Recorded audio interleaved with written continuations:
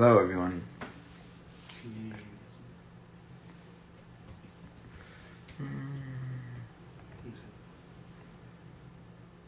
I'm jotting that down.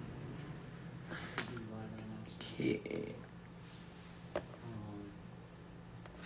So right now I have, I think talk about Muhammad and everything. He's gonna segue into criminalization of homelessness, right? And then through that he's gonna get into Hi, guys. We're just waiting for civics Ed to join the live.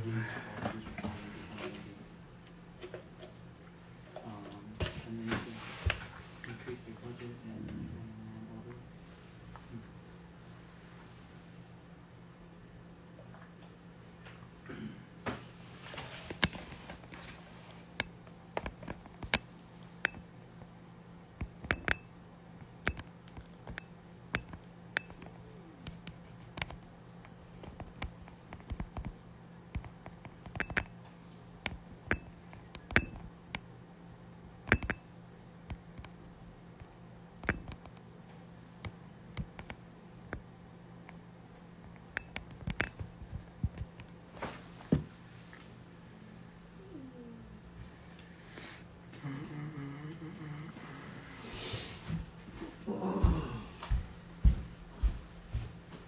Yes, Ed Lazere is running for at large DC Council. No, he put something on his on the Occupy page if you want to share it. Okay.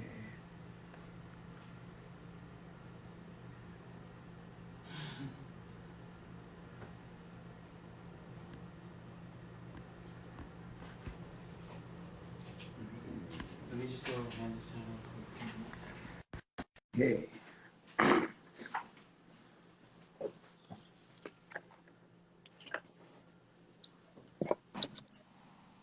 Hey, hey, Hey, how are you?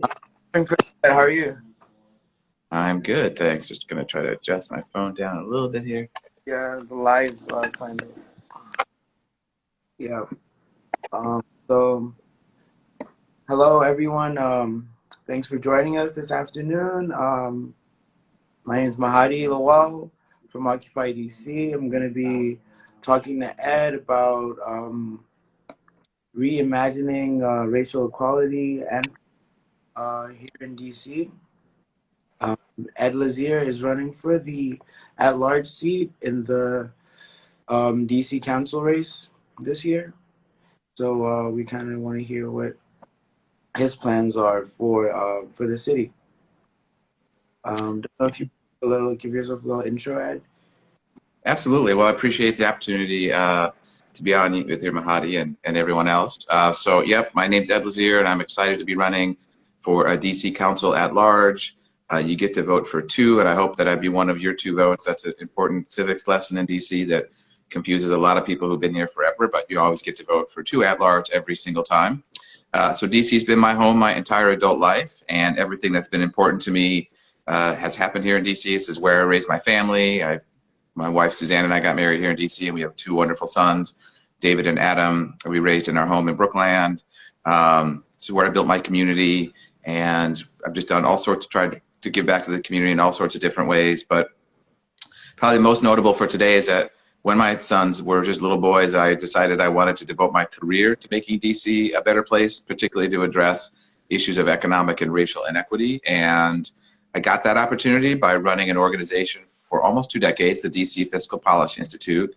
I was its initial executive director in 2001, and then just stepped down this past March to run for office. And for those who don't know the Fiscal Policy Institute that well, its mission is to use the city's budget to address our deepest inequities in things like housing and jobs and schools, to do research on the city's biggest challenges, like highlighting the fact that even though we had so-called recovery before this pandemic, Black unemployment hadn't fallen very much, and Black incomes weren't rising at all. And then partner with folks across the city to do something about it, particularly by digging into the city's budget, finding money to attack those challenges. And it's been super rewarding. I've been part of efforts to bring paid family and medical leave to the city, $15 minimum wage, I led an effort to steer more resources to high poverty schools, try to crack down on economic development subsidies that weren't resulting in good jobs for DC residents. Just a lot of good things like that. And I'm running for office because I sort of got tired as an advocate of votes on the DC Council for things that I thought were simple and straightforward, just being too hard to get. So, looking for council members willing to make a real commitment to address our real challenges at the scale they demand, finding people saying the right thing as policymakers and then not following through, to me, showing that they really didn't care.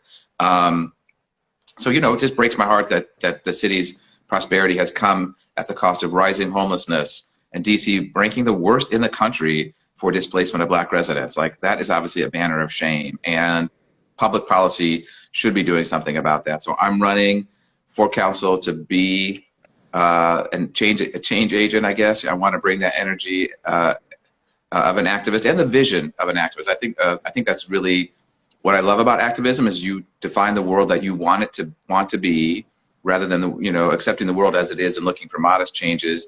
And then you fight for as much of that change as possible. And I know when we talk about policing, that's the perfect example. And that's what I want to do on the council. I want to strengthen the progressive wing of people working to fight for big systemic changes, like addressing climate change, like defunding police to reinvest in the community, like making sure every child has access to a good education starting from birth, like making sure we're addressing homelessness and our affordable housing crisis, and not taking excuses to say, oh, we just can't do that, we can't find the money, which is what too often we hear when we push for justice and for a world that is just humane, when we push for a humane world. So that's me. Yeah, okay. That's good. And that's I'm glad you mentioned the housing crisis. So I wanted to ask, how do you plan to ensure that DC residents benefit from increased affordable housing in the city, and it doesn't lead to more gentrification? It's a great question, and I think a lot of it is just a matter of will. That if you care about it, you'll figure out how to get things done. So, I mean, I just think about my own history in the city. I lived here before the Green Line was developed, and then U Street and Petworth and Columbia Heights opened up, and shock upon shock, they gentrified, and it's because the city didn't take steps in advance to recognize that was going to come, and then intervene to preserve the affordable housing that was there. So that's honestly is my goal. Is we need to deeply invest in repairing public housing, which is of course DC residents, and stops gentrification. We need to strengthen rent control, because our rent control law is terrible, and most residents it just keeps getting weaker every year. Most residents are not covered by it, and every year the number covered gets smaller. And there's a ton of research and common sense that shows if a big chunk of the community is covered by rent control, not only are those families stable and their housing stable, it actually stops gentrification from coming in, because you can't come in and gentrify if the rents are controlled, right? You can't jack the rents up. So I think that's super important. And then I want to make sure that we're making commitments to really develop the right amount of affordable housing, which means a lot more than we're doing now, and also making sure that it's affordable to people who need it the most, the people who are at risk of displacement or homelessness, which tends to be low-income families, and of course, almost all of them in DC, people who are Black or brown. And that's the way I think you make sure that you are creating truly affordable housing, and in a way that doesn't promote gentrification. I do also want to make sure that we're building it throughout the city and not continuing the efforts that have happened so far, which is concentrating most of our affordable housing in just a small part of the city, particularly east of the river.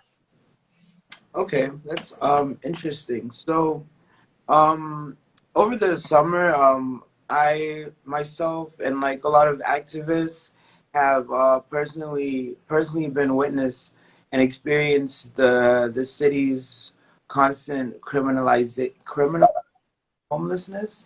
We've witnessed people have all their property taken, thrown away, damaged by the Metropolitan Police Department.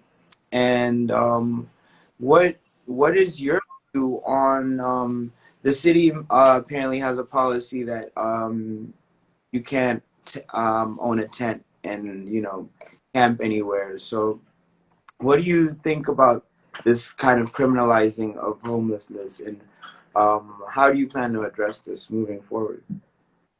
Yeah.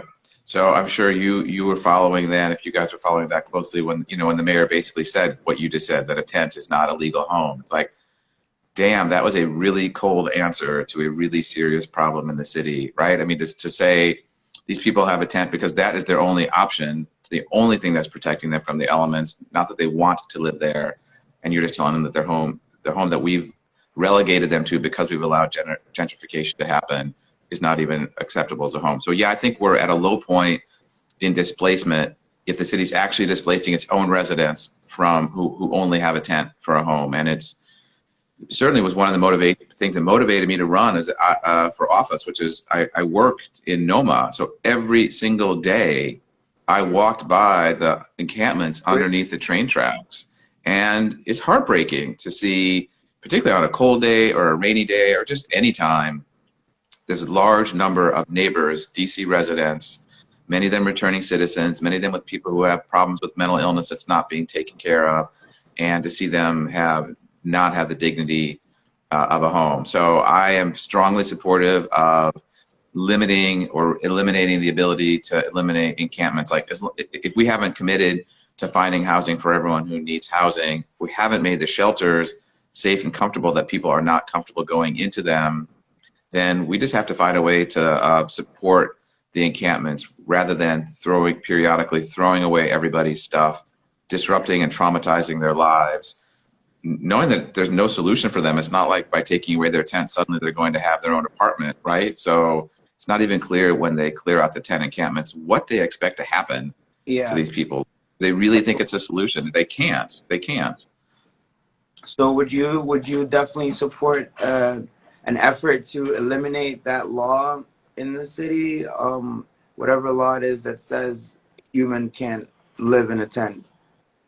Yeah, I mean, whatever the solution is, I just as a advocate, I say let's set the goal and then figure out like what are the legalities and budget stuff behind it. So if the goal should be tent encampments, tents that are not blocking somebody's, the entire sidewalk, for example, should be allowed to stay, and with support from the city to like clean up the area without displacing them. And if that means changing the law to say that a tent can be an acceptable home, or whether that's passing a law that simply says specifically that the mayor can't uproot and tear down tent encampments, whatever the right word is. But you and I think, understand the goal, and I agree with the goal. Yeah, prioritizing human life over property. Yeah, absolutely. I mean, again, what's the option? I mean, I know they say you can go into the shelter, but a lot of folks don't go into the shelters either because they're unsafe for them, or they have a mental illness, and that prevents them from accessing services. So we just need to make sure we're supporting street outreach through our nonprofit programs to people who are on the street who have a mental illness, to support them and build relationships and build the kind of trust that ultimately might get them to come into housing. But most likely they're only going to go in if it's housing of their own, rather than a shelter where they have to share space with others who might harm them or take their stuff. So do you have any specific programs or policies that you're looking to push that would help homeless people? I mean, honestly, my experience as an advocate has been that it's mostly about commitment and resources and money. Housing is 3% of DC's budget right now, and I cannot imagine that there's anybody who is listening who thinks that housing represents 3% of the city's problems, right? It's huge, way more than that. We haven't committed the resources that are needed. Housing is half of what we spend on the police department.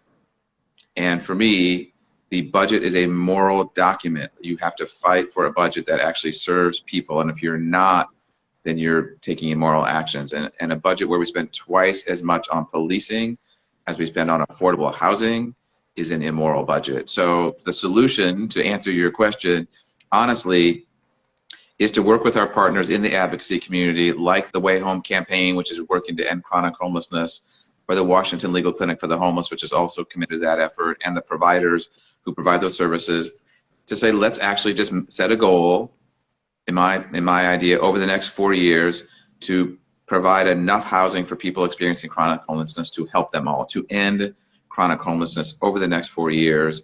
We actually know enough to know how many people that is, and therefore how many units of what's known as permanent supportive housing are needed. And we should just commit to set that goal, whatever that is. If it's 5,000, then we'll just do 1,250 every year for the next 4 years. Because if we don't, one of the things I've seen as an advocate is through the budget process, both the mayor and council will make things a little better every year because we are a progressive community and we got a ton of money in our budget. So they're like, oh, we'll add 100 units of permanent supportive housing, and ask for people to clap their hands when we might need 2,000 or 5,000. And so I don't want us to take credit for not doing enough.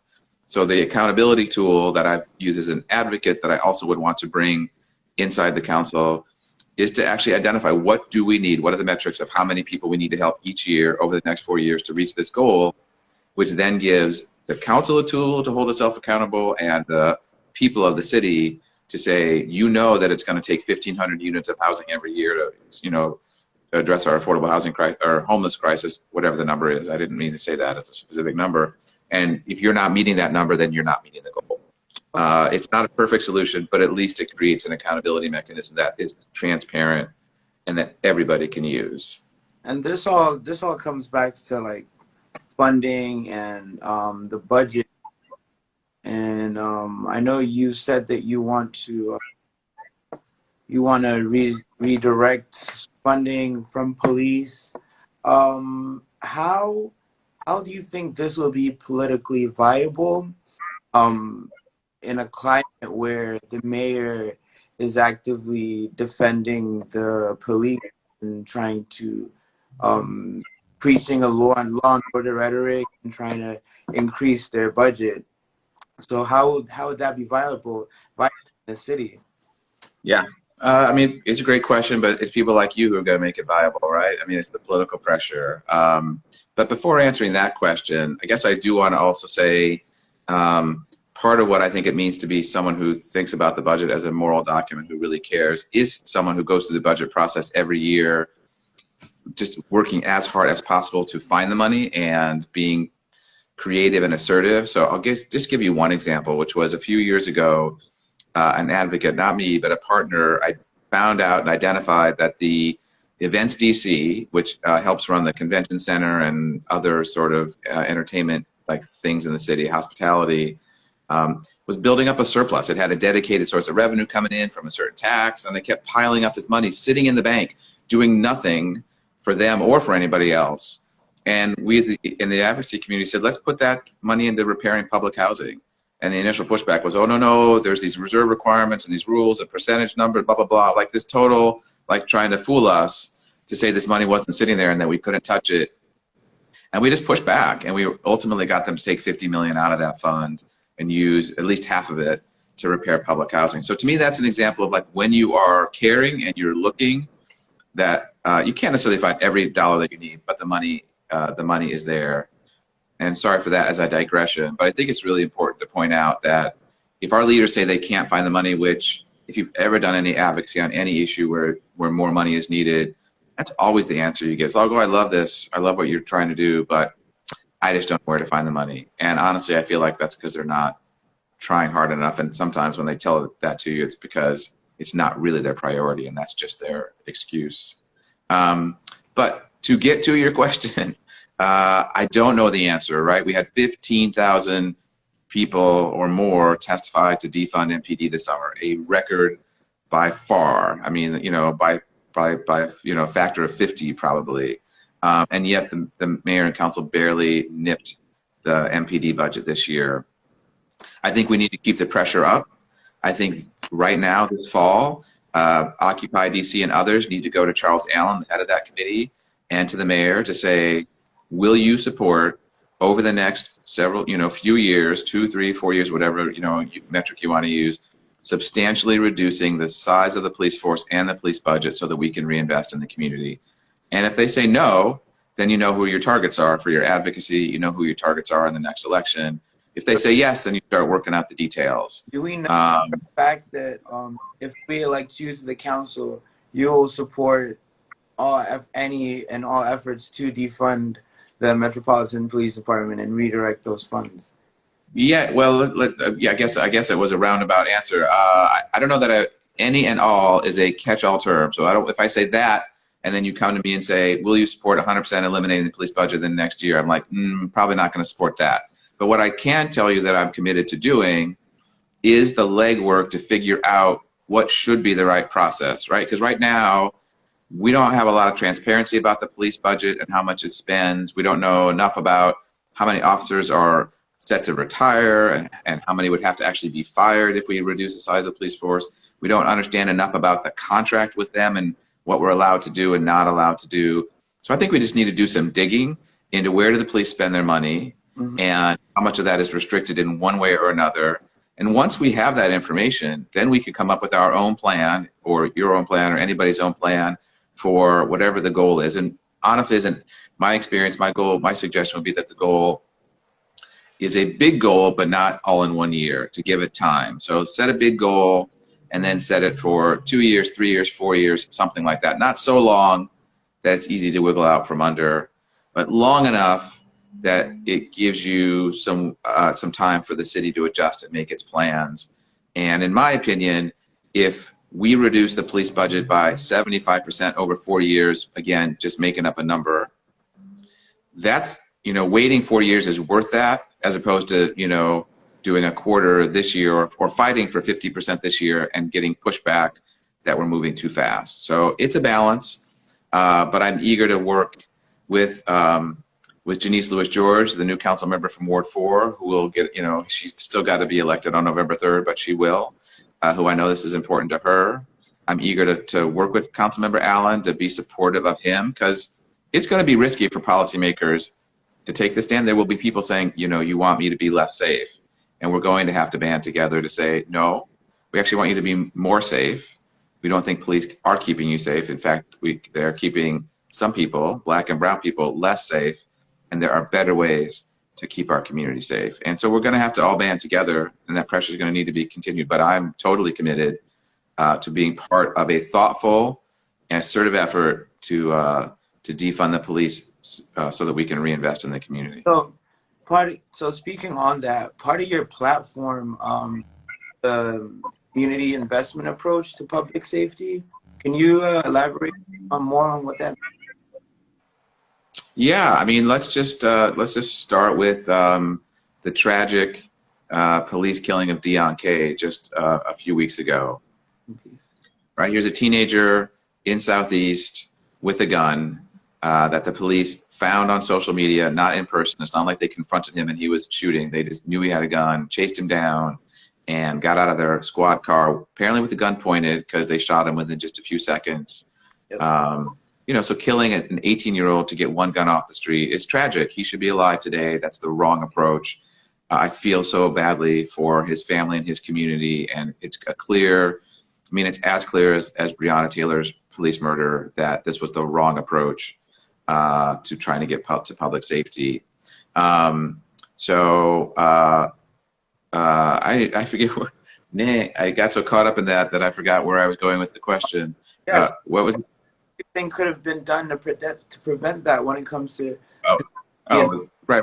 The community investment. So to me, that raises the question of, well, why did Deon Kay have a gun, and an 18-year-old, a white, well-off 18-year-old in Northwest DC doesn't? Because my guess is, while some things like marijuana use are about the same across racial and income lines, my guess is there aren't that many 18-year-olds in high-income families that have guns. So it's not that the kids in Ward 8 are bad kids and the kids in Ward 3 are good kids, right? I mean, everyone understands that. So why are teenagers in Ward 8 or Ward 7 feeling like they need to carry a gun for whatever reason?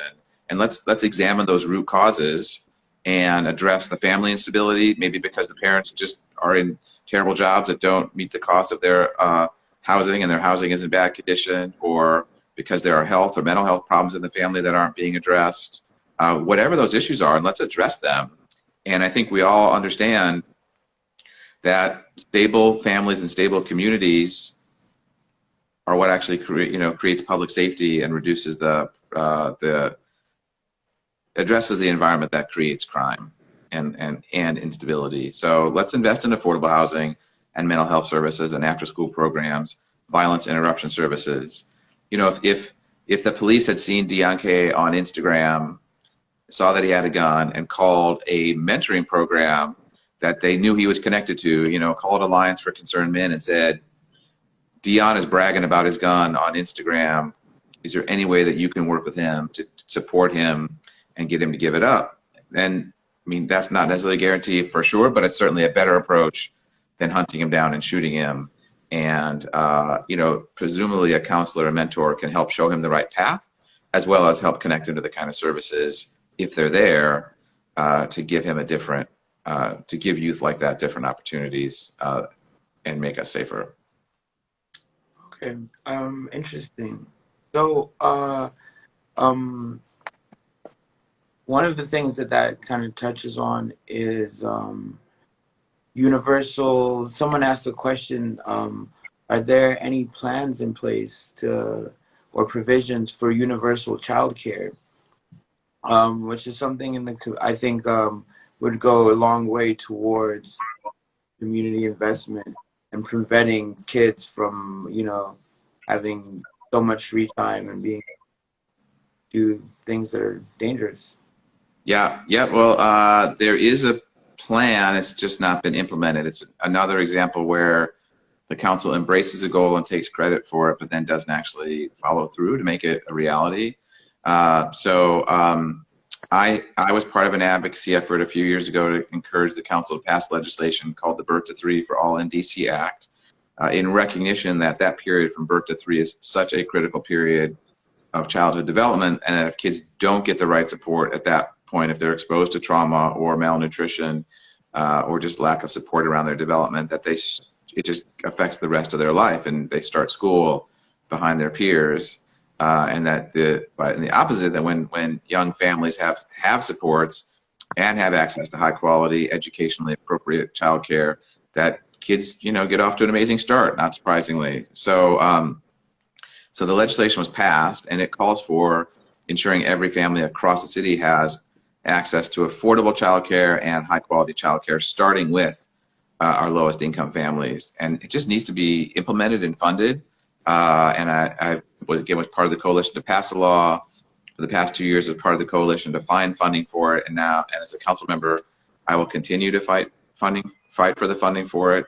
I think a couple things that I would add to it that are really important is, one of the things, one of the goals is to actually raise wages for the people who work in childcare, most of whom are women and most of whom are Black or brown, and they make on average around $35,000 a year. Clearly not a livable salary, and not a salary that reflects just how important that job is and how much skill you have to understand child development and be patient and loving and all that. So we'd also just need to raise salaries, and that alone will strengthen childcare, because we'll have more committed people who stay in the field and stay as a loving presence in the lives of the kids that they take care of. So we just need to make sure that the Birth to 3 Act moves forward and that we are implementing it. And I guess I would also say that right now it's just a special moment where we need to intervene because of the pandemic and childcare centers suffering so much because the children aren't coming and they're not getting paid. And even those that are open have much smaller class sizes than they had before. And yet, just, I don't know, the last month, the mayor announced without any advance notice that the childcare centers that take low-income kids and get subsidies for those kids, that their subsidies would be cut. Yep. So, you know, adding insult to injury to these providers who are already suffering. So I also want to just make sure that we are investing in our childcare centers, particularly those that serve low-income kids of color, so that they stay in business and continue to provide the care that we need them to provide. And one of your platforms is educational equity, if I'm right. And DC as a district pays some of the highest taxes in the country, but our public schools are obviously not up to par. Why is that? Oh man, so many questions. Well, if I can start, I actually want you people listening to stop. I hope you will. I will convince you to stop saying our taxes are among the highest in the country, because they're actually not. They're not even the highest in the region. Every year, the city does an analysis of the taxes paid by DC residents compared with the suburbs, and they look at a bunch of income levels up to somewhere around $200,000. And at every single income level, you ready? Every single income level, DC ranks the lowest compared to the suburbs, particularly because the suburbs have very high property taxes, and in Maryland, the income tax is about the same. So it's not a, it's that's an important issue, and it's important because part of our solution to creating more equity in DC is in fact creating a more progressive tax system, and we have the space to do that because in fact we are not so tax heavy as you suggested before. But in terms of our schools, I think we just have to recognize. We just have to be much more intentional about equity, specifically around issues of race, recognizing that Black and brown children have inherited from their parents and grandparents an education system that was not designed to work for them. And they haven't still inherited that, and the inequities, no one's intentionally worked to undo them, so they haven't gone away. So we know that most Black and brown children in DC go to schools where the majority of the kids are low income. And that means that there's just a lot of kids coming to school with stress from their home, the stresses of poverty, and that affects their ability to learn. It literally affects their brain development, was what the research shows. So we have to have an intentional focus that we care about the educational success of Black and brown children, and then fight for it. And we're not.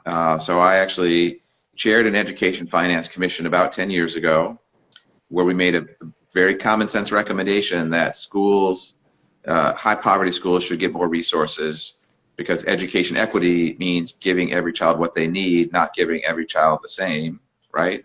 And so we need to recognize that poverty and racism impact a child's ability to learn, and to overcome that, we need more resources for things like mental health services or tutoring or after school programs. So I was able through that commission to get the recommendation passed and get it even put into law, and it's called at-risk funds. But we don't fully fund the at-risk part of the school funding formula at the level that was recommended. And worse, DC Public Schools takes some of that money that's intended for high poverty schools and puts it in other places, in other schools, because they don't have enough money for everything they need. So they literally are robbing low-income students of color of money that's intended for them, for their schools. And it got so bad that this past year, not the current school year, but the year before, the mayor and council passed a budget that actually cut funding to about 15 schools in Ward 7 and Ward 8. And you can't have equity if you are cutting funding for your schools. And there were all sorts of excuses for why. But none of them was a good excuse. And all of those to me are a reflection that our leaders actually, even though you would think naturally in a city like DC, equity would be at the top of their mind, that's actually not. So first and foremost, we just got to make equity the top priority of our education system. Yeah, agreed. So I'm gonna look at some of the questions that we've gotten and just ask you these. Someone asked us earlier, what specific rent control policies would you advocate for? Rent control? Yes. That question? Yeah. So some of you may know that there is an advocacy effort called Reclaim Rent Control, the comprehensive platform. Before I stepped down from my job to run for office, I was part of that coalition and testified in favor of it. And that platform recognizes that one of the huge problems is that rent control only covers buildings built before 1976. So all the new stuff that you see is not covered by rent control, and under current law, it never will be. So one of the recommended changes is to say that once any building reaches 15 years old, then it goes under rent control. So that would cover any building built up to 2005, but going forward, each year as new buildings reach 15 years old, they would be incorporated in that as well. So that's one.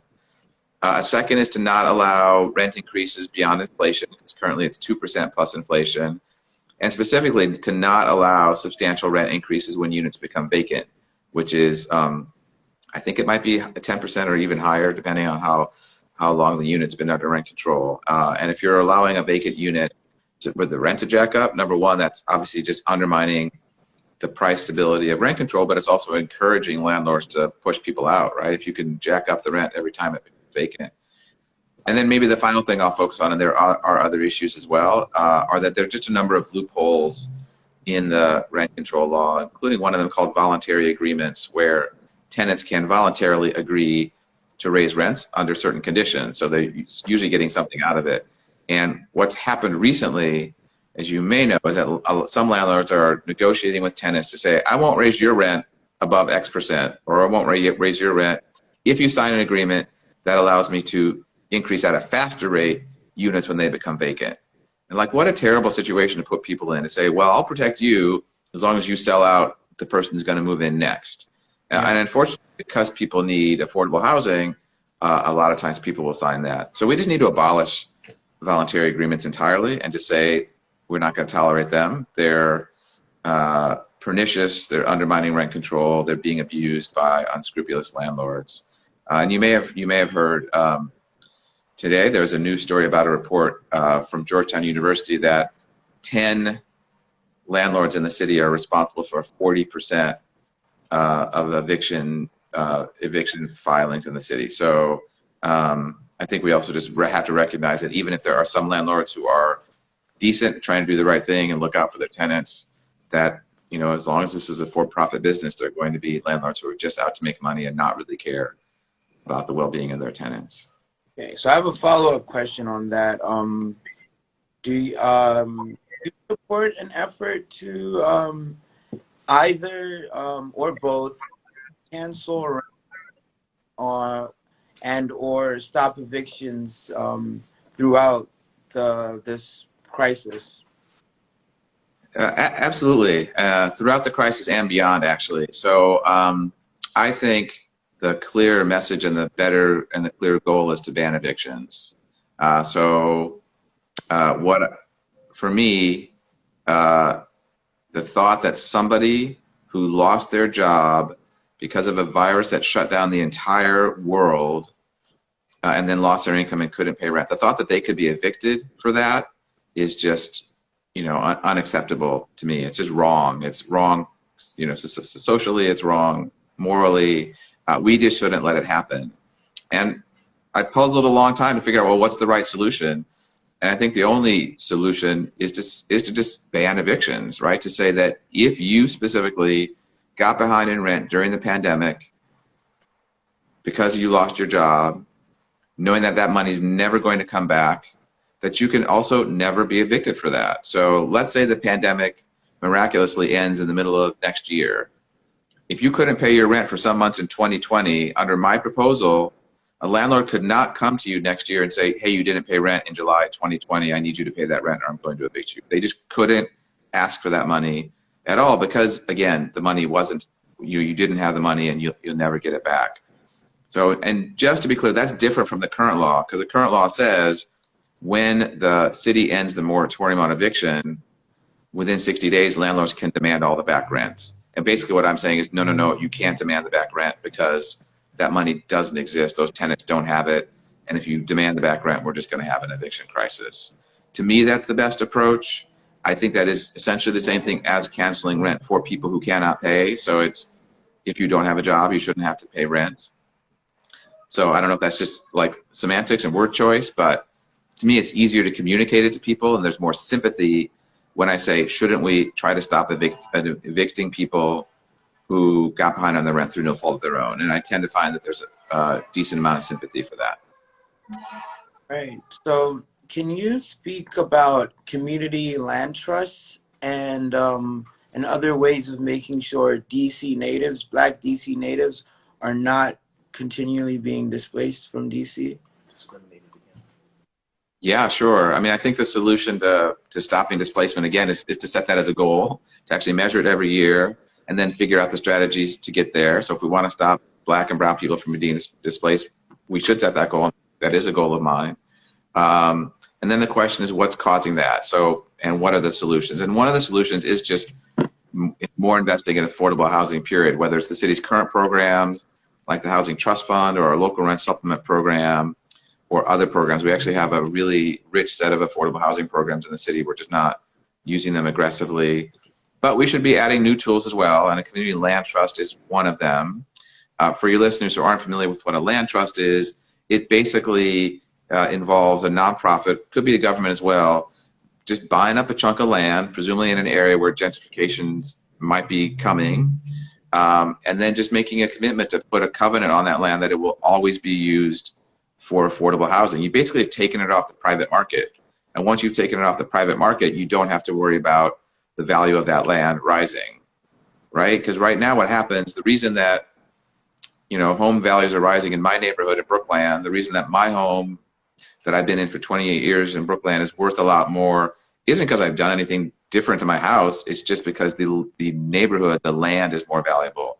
And when you create a land trust, take it out of the private market, then that's gone. It's just somebody owns the land and they can do whatever they want forever and create permanently affordable housing. My understanding is there's one community land trust in the city right now, the Douglas Community Land Trust on the Anacostia side of the 11th Street Bridge. It's private. It's not getting any city funding.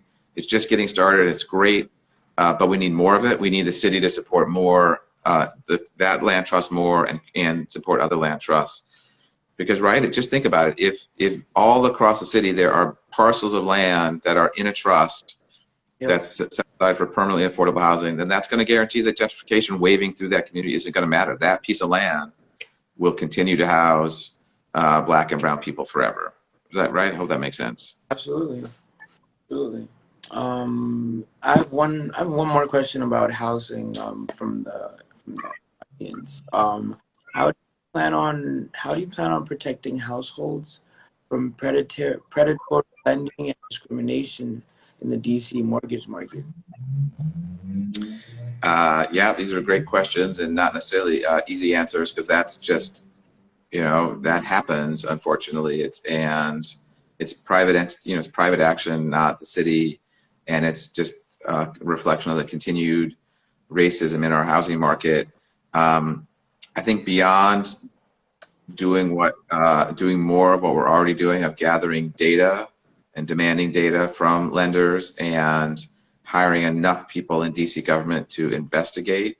It's not just a matter of making it illegal and, slapping fines, because unfortunately that's the case. If you're not caught, and then whatever the law is doesn't matter. So I just think it's a matter of enforcement. And I think we know, unfortunately, that the city's enforcement on a lot of issues, whether it's employers who don't pay their workers fully, what's known as wage theft, or housing code violations, that family that, those people in Petworth, or I think it's somewhere near Petworth, the home that had been illegally chopped up into multiple units with bars on the front door, and people couldn't get out, and the fire killed everybody in the house. Like, a housing inspector had been there, and we just, they hadn't followed through. Like, we need to care enough about our residents to make sure that we have enough people doing enforcement and that they're actually doing their jobs. And that would apply to predatory lending as well.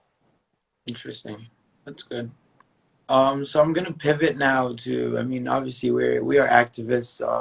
Gonna ask you a few questions about protesters, and we've seen over the past couple months constant attacks on protesters.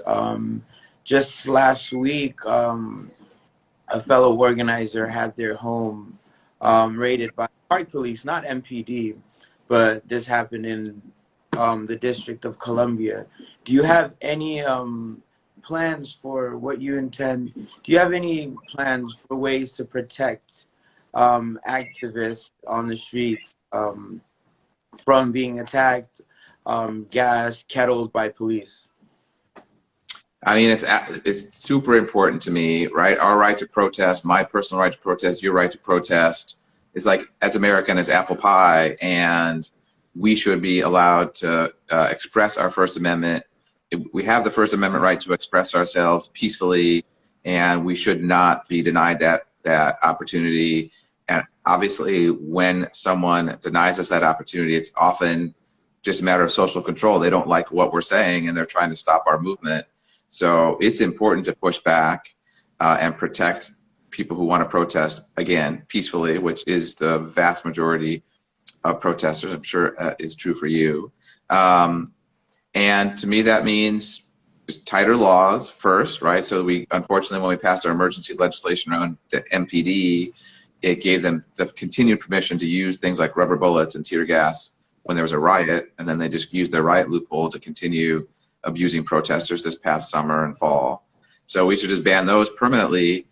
But I also just think it's part of changing the culture of our police. We can't control the federal police very much, the federal forces, but we can control MPD.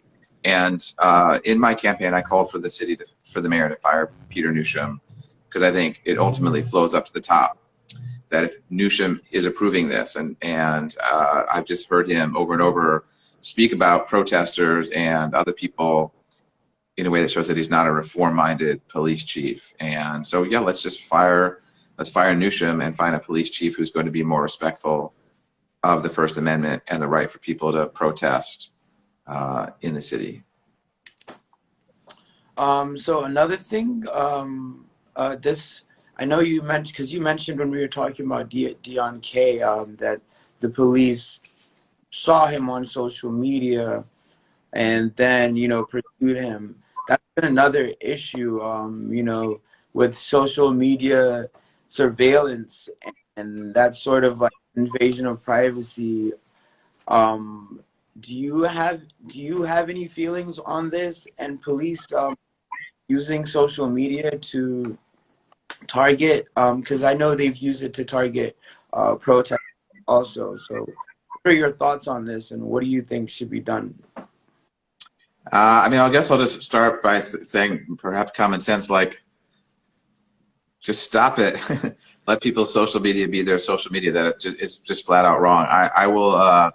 I'll admit that I was surprised when I heard about Deon Kay's killing, that it started with them following him on social media. It's like, what are you doing, and how are you getting access to his Instagram? And so, no, I think it is. It just goes back to, like, let's figure out how to create more peaceful communities at the community level by empowering people in the community to support peaceful mediation and others. And at that point, there would be people in the community who know what's going on and know if something bad is happening and if intervention is needed. And we shouldn't have the police do it. It feels like Big Brother. It feels like a quote unquote police state, invasion of privacy, like you name it. It's just, no, we should take away that power from any surveillance power of government over daily affairs of DC, of our residents, people here. Okay. We don't have much time left, and I want to touch on some of these really specific questions from the audience. What is your plan to address dwindling spaces for artists in DC? We've seen a large amount of venues closed during this pandemic, and it seems like almost every day something new is closing. Do you have a plan to support some struggling businesses and artists who also have no spaces to perform or work? Yeah, I'll just start by saying that I really love how the arts enrich our lives, and what an important role artists play in our community, even if they're not, even if we don't show respect by paying them adequately and making sure they have adequate spaces.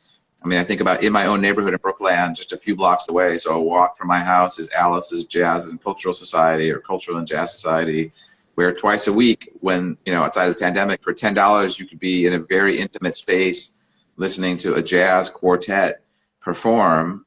And it's just not much better than that. And so we need to, it supports all of us. It improves our quality of life. We need to support it as well. I was fortunate just last Friday to have a conversation with a group of artists, and based on that feedback, we put together part of my platform on my website, ed4dc.com, that says how I want to support the arts. And so it basically says that we just need to recognize that artists are such an important part of our enriching our lives, and are not given the adequate support from the city that they need. So just looking for ways to provide, whether it's affordable housing or just straight up financial support for artists, particularly when we're connecting that to them bringing their art to the community in some way or another. Not allowing the city to put most of its art resources into the biggest institutions that don't need as much help. Just making a commitment that we recognize the arts are important in our lives. And in one of the conversations I had during the campaign with the family in Ward 7, they commented that the kind of thing that I talked about in my neighborhood, where you just walk down the street and there's live music, just isn't as prevalent there. And so I also think it would be great for the city to support small spaces, more small spaces east of the river in Ward 7 and Ward 8 that are artists, music venues, just to have the space available so that people can come and perform and people can come and appreciate it, because if the spaces are there, obviously there are artists, there are musicians, but they just need someplace to go. Okay, that's very true. And I hope we can work towards definitely addressing that more in the future. Another question from the crowd. Would you support policy that protects immigrants in Washington, D.C.? I mean, I don't know. I don't want to speak for you, but what kind of policy would you support when it comes to protecting in DC, documented or undocumented? Yeah, I mean, I think if you're living here, you are a neighbor, and that we need to have public policy that shows that we love our neighbors. And loving our neighbors means that if you lost your job, regardless of your income, you should get financial assistance. It means if we have whatever programs we have, education or healthcare, should be available to people regardless of immigration status. It means that we should protect you against the federal government, ICE, and others coming and tearing you apart from your family. And sadly, we say we're a sanctuary city, but we don't really live up to that, right? I know that there's over 40 people who have been grabbed from ICE at the Department of Corrections because the Department of Corrections gave them up. And that's wrong. So I'm eager to have the city completely stop any cooperation with ICE, really, really stop any cooperation with ICE. I'm eager for the city to provide financial assistance to undocumented immigrants who lost their jobs, the so-called excluded workers, people who don't qualify for federal unemployment insurance only because of their immigration status. Like, we just need to create a parallel program for them. And there was a huge struggle during this last budget season, and I was part of the fight for that, where we got just a tiny amount of aid for those families, and really not enough. I think it's a sad moment for the city that we showed that we didn't actually support our neighbors fully as we should.